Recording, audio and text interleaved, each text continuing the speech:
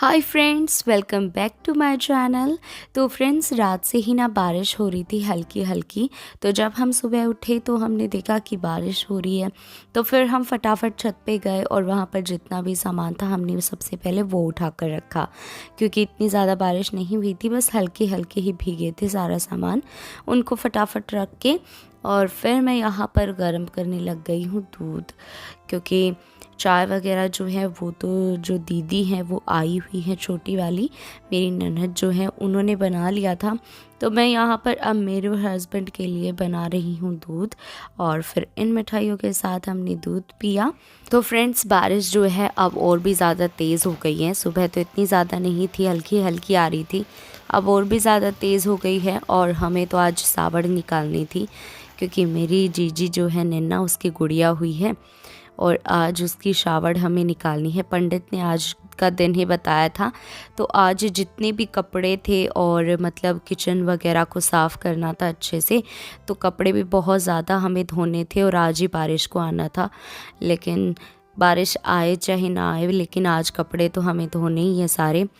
तो मशीन में धोने के बाद उसको मशीन में ही सुखाकर हम अंदर ही सारे कपड़ों को सुखा देंगे। तो फ्रेंड्स, उसके बाद ना मतलब बारिश बंद हो गई थी और काफ़ी अच्छी धूप भी निकल रही थी।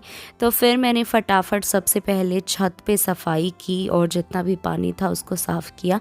गमले वगैरह के पीछे भी मिट्टी जो है वो काफ़ी ज़्यादा हो गई थी, तो इनको भी हटा हटा के मैंने साफ़ कर दिया था, क्योंकि यहाँ पर अच्छे से साफ़ करना ना बहुत ज़रूरी था। तो मैंने 3-4 बार यहाँ पर वाइपर से अच्छे से पानी को एकदम साफ़ कर दिया, क्योंकि अब जो है वो सभी छत पे आ जाएंगे, धूप निकली है तो। और अगर पानी होगा ना तो चिपचिपाहट से फिर से पूरी छत जो है वो गंदी हो जाती है। तो मैं एक बार अच्छे से इसको पहले साफ़ कर देती हूँ, ताकि जब भी आए तो ये फटाफट से सूख जाएगी, तो फिर चिपचिपाहट नहीं होगी और छत जो है वो गंदी भी नहीं होगी।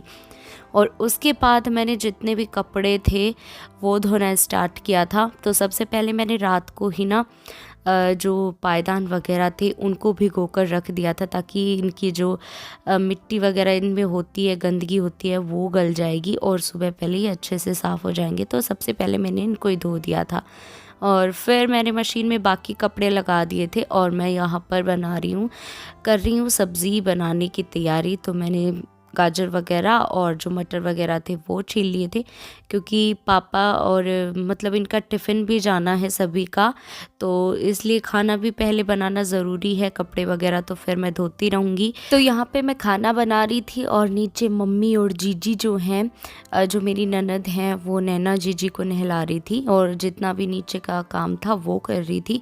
और फिर मैं खाना बनाते बनाते यहाँ पर कपड़े भी मशीन में डालती जा रही थी बार बार, क्योंकि जीजी को नीचे से नहला धुला कर और जो मेरी ननद हैं वो भी ऊपर आ जाएंगी, तो वो भी कपड़े धुला देंगी।